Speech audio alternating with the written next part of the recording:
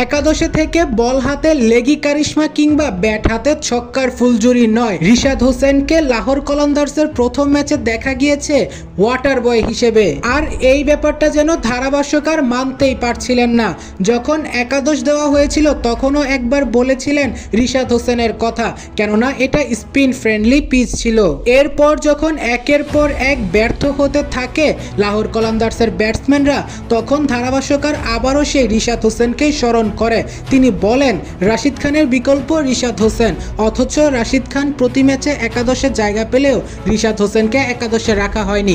আমি মনে করি এটা তার সাথে অন্যায় করা হয়েছে। রীতিমতো রিশাদ হোসেনের গায়ে ওয়াটার বয়ের সেই জার্সি দেখে ধারাভাষ্য কক্ষ থেকে বলে ওঠেন, it's totally unfair, Rishad should have been kept in the 11। অর্থাৎ রিশাদ হোসেনকে একাদশে রাখা উচিত ছিল। রীতিমতো মেনেই নিতে পারছিলেন না রিশাদ হোসেনের গায়ে ওয়াটার বয়ের জার্সি। প্রিয় দর্শক, এমন স্লো পিচে অবশ্যই রিশাদের বোলিংটা অনেক কার্যকর হতো, তবে লাহোর কলন্দার্সের প্রথম ম্যাচের একাদশে তিনি ছিলেন না। আশা করব পরের ম্যাচের একাদশগুলোতে যেন রিশাদ হোসেন চান্স পায় এবং ভালো কিছু করে দেখায়, এটাই প্রত্যাশা। যারা আমার সাথে সরাসরি যোগাযোগ করতে চান তারা আমাদের ফেসবুক পেজটি ফলো করে আসুন এবং মেসেজ দিন। এছাড়াও সকল ইনস্ট্যান্ট আপডেট সবার আগে এখন থেকে ফেসবুক পেজে দেওয়া হবে, লিংক ডেসক্রিপশনে পেয়ে যাবেন।